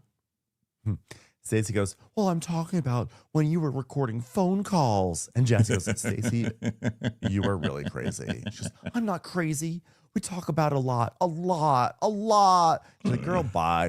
And we were having a conversation about our friendship group. And in the middle of that conversation, something came up where I said, you are being recorded, where it said you're being recorded. And I said to Jazzy, why would you record me? I don't even have my full face of makeup on. And she goes, no, I said to you, I'm the one that brought it up. I was like, what is that? She goes, no, let me finish. No, she goes, but you're not telling the truth, Stacey. I'm the one who said that. Like, what is that? What's that noise? Why are you recording? Why are you recording me? She goes, can I finish? So I started to go over in my head all the things that we've talked about. And I was just like, wow, if you want to talk about hurt feelings, if you want to talk about length, if you want to talk about drama, if you want to talk about earrings, we can talk about that all day. Girl, you're full of it. Just, where's the lie? Where is it? And she's like, if she wasn't my friend, she wouldn't record my phone calls. Are you fucking dumb? Are you actually dumb? Like, are you? And Wendy's like, what? Stacey goes, you're calling me dumb now. We both know I'm not, so you should calm down. I believe Stacey. I know, shocker, because I'm usually on Stacey's side this season. I kind of believe her because of the way that Jazzy was acting. Because when she goes, why don't we talk about the real reason where we had problems? And Jazzy was like, oh, please. You know, she knew what was coming. She knew this was going to come, and she was not liking that it was coming up. And I kind of got the impression, but why would you record the phone calls? Like, who are you going to take? Yeah, I don't know. Maybe it was like an accident. That's why both of them are accusing each other of doing it. Because I didn't even know you could record phone calls, like on the iPhone. Record. Yeah, I don't know. Maybe they were zooming. I don't know what's happening. They were on their old Skype software. So Jazzy's like, you calm down. You know, you act like you fuck with me and you have the audacity to sit your tall, beautiful ass, that's right, I called you beautiful, and look me dead in the face and try to check me about giving Charisse my number when it was you who didn't come to my wedding. Oh, we've moved on to you recording calls now. Let's not try to take this back. This is better. And Stacey also reminds her, I came to your wedding. She goes, well, who didn't come to, like who didn't make plans to come? You weren't gonna come. And Wendy's like, okay, stop fucking lying in this car. And Jazzy's like, until this woman said she was coming. She's like, I called you, I wrote for you, I write for all of you. It's like, can I talk? Can I talk? No, this is bullshit. Okay, you're not gonna talk your fucking bullshit because you're on some bullshit right now. And they're just all three of them going at it. So then it's 2 hours, 31 minutes, and 6 seconds until the flight departure. So now we see somewhere in Colorado, 23 miles from fly fishing. Oh, my God, they're still 23 miles away. Oh, my God. So the other ladies go to some kind of a rest stop, gas station type thing. They're going to go to the bathroom. So they want to go get a snack. And then we go back to Wendy's car. And Wendy's like, okay, CGC on 3. 1, 2, 3. And then the driver goes, CGC. And Wendy's like, oh, thank you, driver. I forgot what CGC stand for. Was that Cool Girl Club or something? I don't know. So now they pull over and everybody's exhausted. They're all at this rest stop. And they're like, we need to feed Stacey. She's mad. So now we go to Tia and Angel and Kay's truck, and Tia's like, well, I feel bad for all of us, actually, because it's a girls' trip, and I feel that we've not really been together. And, you know, I feel that unintentionally it sends a message that we're not trying to send to girls who don't want to spend time together. You see? And Angel says, this is my trip, so throw me under the bus and say it's all my fault. And I'm just going to have to revisit where I have gone wrong. I'm like, you are revisiting it because you're back on the same road you took to get here. So I mean, you're actually doing that. How fitting is it that her business is called Wanderland, and that's all they're doing right now is wandering the land. The whole finale episode did kind of lend itself to that title. They're just on this journey, this never-ending journey. Like it felt biblical or something. I don't know. So the other ladies are... they're at this gas station. There's a food truck, which, by the way, they're so lucky that there is a food truck. Because if you pull over for a snack at the gas station, you're not guaranteed any sort of food truck. But they have a food truck there. And so they're so scared of this food truck. I think the food truck actually looks cute. But they're like, whoa, there's food being served out of a vehicle. I don't know about this. They're so apprehensive. They're very, very, especially Giselle, very suspicious of this food truck. They're suspicious of that. They don't know what's going to make them poop, and if they even want to poop at the rest stop. It's we've all been there. That's fair. Like, should I even eat? That's going to make me poop. Do I want to poop here? I don't want to poop here. Where are we going to poop? Should we eat? Should we poop first or eat first? What should we do? Also, didn't they just go to brunch, and aren't they on their way to lunch? There's a lot happening with the food. Did they even have their brunch? That's what I'm confused about, because we didn't see any brunch. We just heard plans about a brunch. That's true. Yeah, I don't know what's happening. So Giselle's excited because they have Fanta. And so they order some food. And Wendy's like, how do we go from a private jet to a gas station? Like, I'm dipped out in my Chanel, and I feel like a tumbleweed is going to wool across my foot. The specificity of a tumbleweed on your foot. Just like... But also, why are you wearing Chanel to fly fish? I mean, listen, with all the money troubles that you're having, like you allegedly defrauded an insurance company to get more money. Stop wasting the Chanel. Save it. I just love the tumbleweed on her foot. I feel like there was an episode of Arrested Development where Buster was like complaining because a bird touched his foot. It's so funny. He's like, a bird touched my foot. So they sit down at this like picnic bench and everything. I mean, it is so funny that they are shooting a full on season finale scene at this plastic tables on the side of a highway. I mean, we've never seen a season finale as low rent as this, and they all know it and they hate it, because I think there's a part of it that as a Real Housewife, you know that there must be some competition with the other franchises. And to know that your season finale, this is what you're doing for it. That it's not glamorous. No one has a look. You're on the side of a road. There's random travelers with blurred out faces all around, or eating pizza that you don't even want to eat, greasy ass pizza. And you're just so mad. Because also you probably had things planned for how you wanted to do your season finale, stories that you wanted to bring up in front of the group, issues you wanted to air out, things you were saving up all season. Probably Ashley was going to save that Chris story for when they were all together at a big table. Yeah, they're having to get all their season finale storylines out from the backseat of a car, and it's just so sad. So Ashley calls Angel. Amazing for us. Yeah. So Ashley's like, where are you guys? And Angel's like, well, it's going to take us a really long time because the pin that I followed took me on the opposite side of where we need to go. And we're like an hour and a half away. And she was like, 2 hours. And then half the time it took, we didn't even have reception. It was so scary. I'm going to die. Please get me on flat land. And Ashley's like, wait, you've been in the car 3 hours? Why? And Angel's like, somebody dropped me the wrong pin. Oh, God. Ashley goes, so you don't know where we're going already? And Wendy's like, wait, don't you have a Wonderland company that you take people on excursions? And Monique is like, well, we've definitely done some wandering. She's like, so you've never done this before? So Angela goes, well, it's an exclusive location. So it goes, so exclusive, you don't even know about it. And Angel goes, yeah, I'll take that. Look, trust me, I'm beating myself up over here, but we're driving, and I thought you guys would already be at the experience. And Ashley goes, well, what are we going to do without you there? Say hi to the anglers. And Giselle's like, we don't fly or fish. I don't even know why I loosed the reins of taking over this trip, because when I did, it's a disaster again, like in flames, like poosh.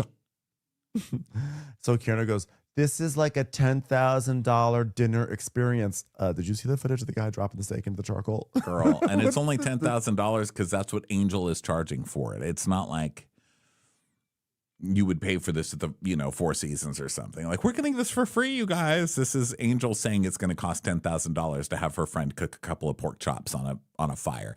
So Ashley's like, why are you not cooking the fish that you'd be catching with the fly fishing? Okay, anyway, go on. Add an hour to clean and get that. So Ashley's like, well, if we'd stayed at the Four Seasons, we would be together and going to the right place. And they're like, we know, but now they're all kind of shouting to the phone, like, what are you doing? Where even are you? Where are we? What's going on here? Why are we so alone? Giselle goes, we're on the side of the road, which I don't do. I'm eating at a food truck, which I don't do. And she's so angry. Although, by the way, personally, I think it seems so fun. I'm like, I would 100% do that. I love that. Roadside attraction, cool times. So Stacey's like, I'm drinking alcohol from the gas station. And Wendy's like, yeah, it's a gas station margarita, which honestly I've been selling this entire trip. So I'm glad we finally stopped for this.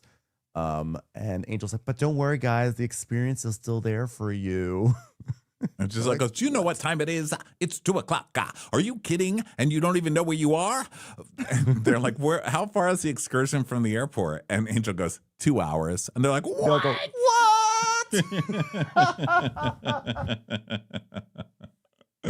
Fucking ridiculous. This is crazy. So Monique's like, yeah, I'm not going to make it. So Giselle's just like, no, this is where over. our trip ends. Yeah. This is where it ends. Yeah. And Giselle so they goes, call the chef. Oh, I'm sorry. Yeah. Go ahead. I was going to say, well, Giselle's like, how is Tia going to get to the airport? Like, she's like, my friend Tia, because I care about Tia. I want you all to make sure that Tia gets to the airport. I'm like, that's Tia lives in Colorado now. She's not going back to Potomac. She's stuck. Never happening. So now, oh my gosh, they decide to cancel this. So they have to call the chef and the lady who's been helping the chef get all this stuff. So they call them. Can I just point out this? They just said this is a $10,000 dining experience. I can't believe you guys are going to miss this. This is so glamorous. And then we cut to the chef and he's cooking in front of a porta potty. I didn't even clock that. That's so funny. He is cooking all of that stuff right in front of a porta potty. So whatever. I mean, this whole thing. And was on top of that, he's not even ready. He's not even ready because he's just cutting vegetables right now. And he says, "I still need 30 more minutes." So even if they got there, the food wouldn't be ready for 30 more minutes. Angel calls and is like, "Yeah, they're not coming." And she's like, "I'll explain why later." And then Nina's like, "Oh, okay, well, chef, change your plans. Ladies aren't coming." And he's like, "That sucks. But I'll tell you what it doesn't suck for. The camera crew, free steak lunch." At least I'm close to the shitter, am I right? So they're like, wow, this is really bad. We went from jets to a private gas station. So now they're like, okay, well, it's still the season finale. Who's going to fight? And Jesse's like, I'll do it. So Stacy had a situation, and she said that when I met Charisse, she was mad, or she was upset because I exchanged numbers with Charisse after Charisse disrespected her. But then Wendy chimed in and said, Stacy, you need to show loyalty too, because you didn't match it when it came to my wedding. And she started to distance herself, and she wasn't really talking to me until she felt the heat of this group and needed me for support. Giselle's like, ooh, whoa, this is a good one. Yes, okay, I love it. Someone's angry at Stacy again. My favorite. Jazzy's like, I have taken your behavior on the chin since I've known you, okay, Stacy? And I have made excuses as to why I am still very loyal and why I still love Stacy, because I do see some good in you, but I also see a lot of bullshit. Giselle's like, oh, excellent. Make her full-time housewife. She's on our side. Better late than never. Jazzy's like, so for you to want so much loyalty with Charisse. At that point, Stacy cuts her off and she says, and that's coming from someone who'll be friends with anybody in this group to maintain any kind of spot. Jazzy's like, no, baby, That's a pretty good call. It is a good call. A friend of Also, everybody is a friend to nobody. Toodle-doo, sucker. Also, hilarious how Charisse just can come in every season and push just the right buttons on someone and then be gone, and they just fight for 5 more episodes. Yeah, she does have that talent. She's better off screen than she is on, I have to say, because she was kind of boring. I couldn't see why she got fired, but man, she still does know how to stir it up. They should just pay her to produce. I like Shasha. I don't know. Sometimes I have it in my heart. Like, I have a place in my heart for the people who are so boring that I just laugh at how extra boring they are, like Shasha and Angel.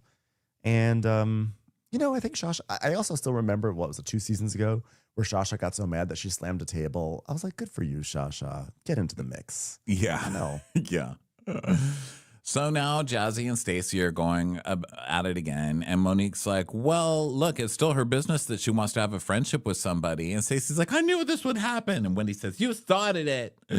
And in all fairness, you started it with the Charisse shit in the car. And I'm calling you out on that. That's right. I'm calling you out. And you just kept on attacking her. And Stacy said, "How am I attacking her?" And she's like, "Dude, I just said in the fucking car. Did you not hear me?" And Jazzy's like, "Stacy, because you're trying to play the victim here." So now they're, telling Stacy to stop being a victim and this and that. And Stacy's like, "Whatever. I don't even know what you're talking about." I don't know what I'm talking about. What the fuck are you talking about? I don't know what you're talking about. See, I just said it back to you. Isn't that funny? You're so smart. So clarify. Well, I am smart, and I already clarified it to you, but you don't fucking want to get it because you don't want to. Stacy, I have held you down, baby, but you're really on the wrong motherfucking turn. So Giselle's like, ooh, digging a hole. I love it. Digging a hole, digging a hole. So she's like, "I only say motherfucker except when I'm upset." God, and it's the gas station margaritas. So Stacy gets up and walks off. And so Ashley's like, "What is she doing? Getting her bag?" So now Stacy's going to take an Uber, I guess, for 2 hours to the airport. I don't know. So she's like, "I'm done with you people." So Stacy is like, "Wendy and I have grown so close and we're true friends. So to see her challenging me in this way is like a dagger in my heart. It's just too much." So Ash is like, "Stacy, babe, where are you going?" And so Ash and Wendy go after Stacy. And Ash is like, we're in the mountains, babe. Where are you going to go? You're not going to get an Uber." And she's like, which I didn't even think about. Like, there are probably no Ubers where Stacy is. So they're like, come on. We're going to leave together. It'll be okay. She's like, "No, I'm fine leaving alone. That's what I'll do." It's like, "But you don't want to have any relations with anybody? Is that what you're saying, Stacy?" And she's like, "I've tried to have friendships with all of you. But Stacy, this is what we're saying, and I hope you receive it, okay?" And she's like, "You screamed at me, read me for filth. You're not my friend." She goes, "Well, when everybody in this group hated you, I had your back. I had your back." And so Ashley's like, "Yeah, she did. To me and everybody else even." And she's like, "Yeah, well, remember that I had your back." So Jazzy is now crying. For what reason? I don't know. But Jazzy's crying. Because someone thought about not going to her wedding, but then ultimately wound up going to her wedding and probably gave her a gift. And she's upset that it wasn't like a pure intention to go to the wedding the entire time. That could bring you to tears, I guess. So Monique's just trying to be there for her, but also being like, "Can we just leave?" She's like, "Oh my God." So she's like, "I think that's gaslighting, right?" Now she's like, "Well, she was basically saying that Wendy was not being a friend to her." Yeah, and Monique's like, "But like she told the truth." And Giselle goes, "Wendy, you've been nothing but a friend," and defended her. Oh my God, you guys. So you're fighting over somebody who went to a wedding, possibly not going to the wedding. I mean, what are you even fighting about? They're making such a big deal out of this non-issue fight. And now it's turned into like, who's a good friend? Has Wendy been sticking up for? I don't know that I would consider any of this sticking up for my friend. Being like outing stuff that she told you. Yeah, at this point, this is just, well, obviously Wendy has escalated this to being about like, I have been a friend to you. And part of being a friend is that I tell you hard truths. And now you're going to be like mad at me saying that was a bad friend, but I am a good friend, blah, blah, blah. So Wendy and Stacey Wendy basically had said something like, "You know what, fuck this friendship." And she came back to the table. But now she's saying, "You know what, I'm going to go back one more time to talk some sense into her." And Jazzy says, "I really tried to give her the benefit of the doubt. I really tried." I'm like, she went to your wedding. Not only did you give her the benefit of the doubt, she gave you the benefit of a present. So Wendy goes back to Stacey. She goes, "Okay, well, so here we are." She goes, "This is really unfortunate. I don't know, Stacey. I'm almost like at a point like in being your friend because like when we have a difference of opinion, that's the moment you tell me I'm not a friend. And it's like, you don't take into account all the time that I've been there for you when nobody else has with your bad breath, by the way." Is anyone going to bring that back for the finale? Anyone? I'll do it. And now it's raining. It's going to start raining. And Wendy's like, "The sky is literally crying because they're mad." They're mad because our CGC is falling apart. You can yell at Ashley. You can yell at Giselle, but I'm asking you as my friend. When shit goes down, and when I'm honest with you, don't ever forget what we have built. Even though I just read you for filth in front of a girl who's attacking you for a stupid reason that I started. So Ashley goes over to them. And what's hilarious is that like the two spheres of action are this like set of plastic tables or like a rock by the bathroom. By the bathroom. I don't know. It's like gas. This is so gas station-y. I love it. I love this entire scene. And so Ashley's like, well, they're not, looks like they're not screaming anymore. That's good. And Stacey's like, yeah, we're fine. So they have like this, Ashley's like, can you guys hug? So they have this like cold, artificial hug, superficial hug, maybe artificial too.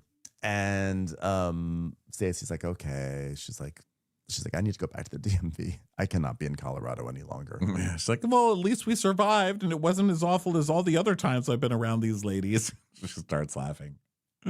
So now we get their end cards. Stacey and Timo are still going strong, but have no plans to remarry, as ink on the sealed divorce papers is too fresh. But if they did, Jazzy would not be invited to the wedding, and Arabella would be the flower girl.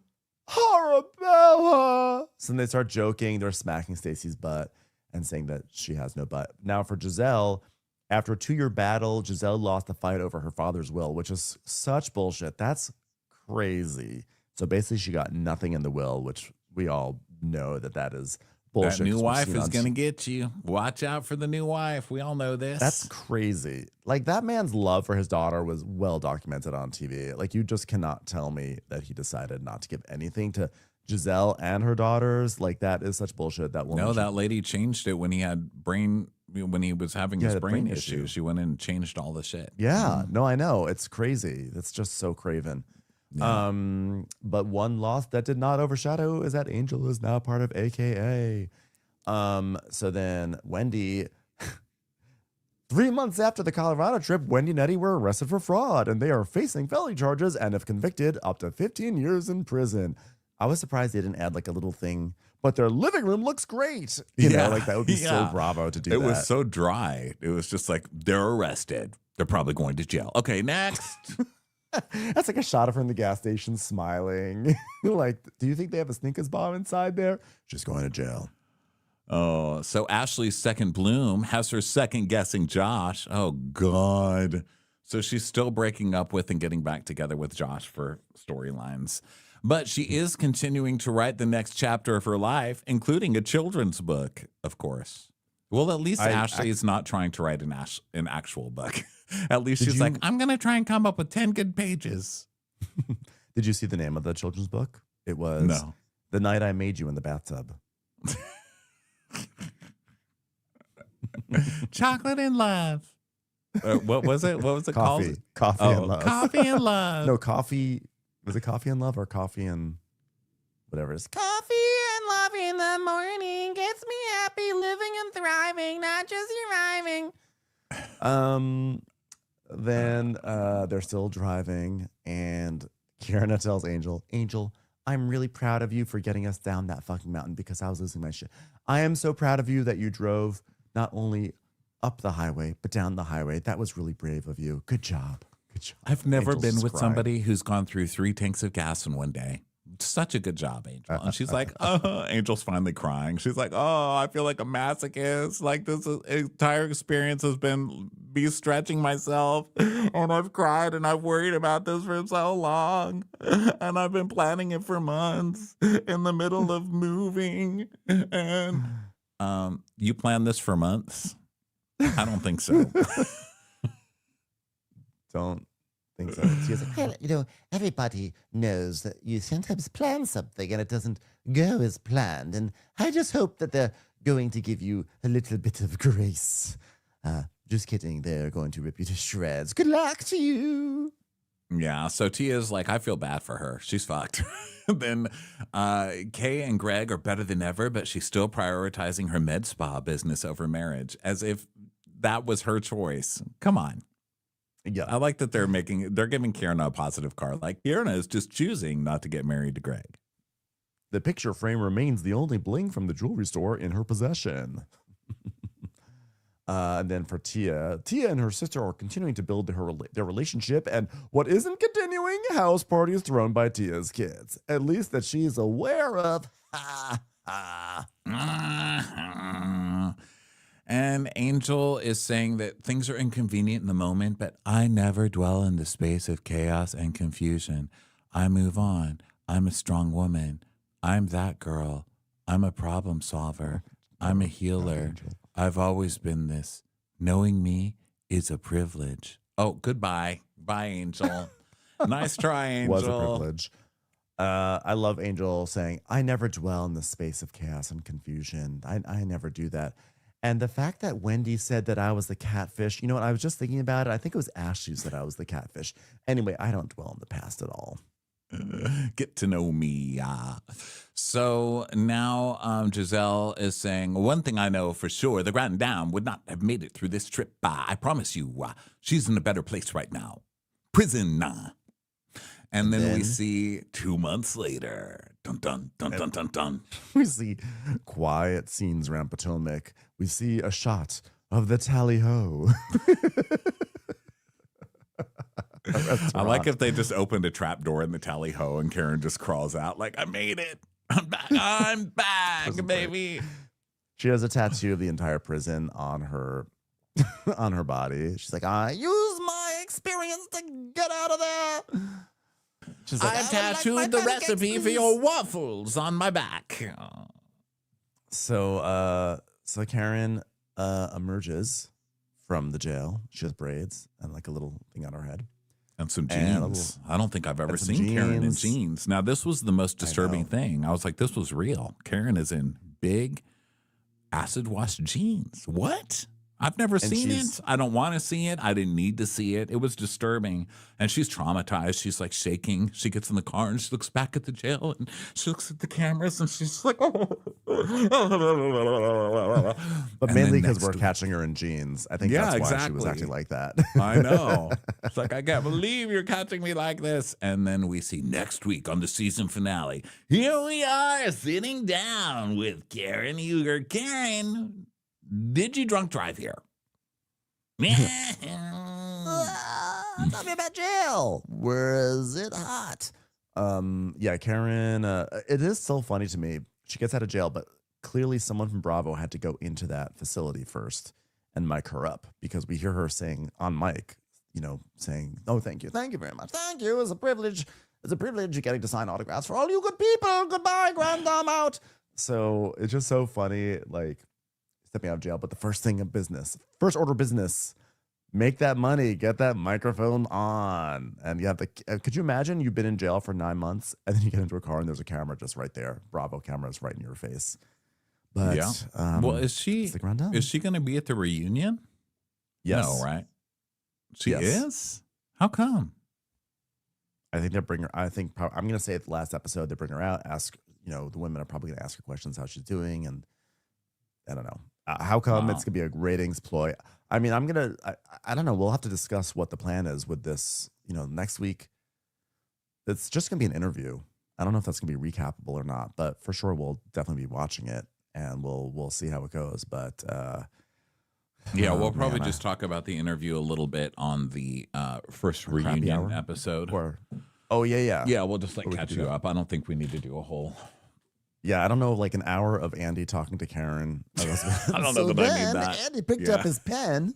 Could you believe it, Ronnie? The way he picked up that pen, it makes me so mad. I remember when I was a kid, I picked up a pen and I was like, I dropped the pen. Oh my God, what a funny story. Yeah, I don't think we need that because it's going to be also a lot of Karen horse shit because, Karen is going to be like, well, but I don't know because I'm interested to see, is there a story behind the eyebrows? Because the eyebrows are crazy. Like, do they do something to your eyebrows in prison? What happened? I need to know. Tell me everything. I'm going to definitely watch it. So I guess we'll see about covering it next week, but who knows? Look at you quoting J-Lo's other ex. Because I need to know. Okay, well, everyone, thanks so much for being here on this wild, trippy episode. Literally. And we'll be back later today with both Married to Medicine and some Amazon Live. Thanks, everyone. Bye. Bye.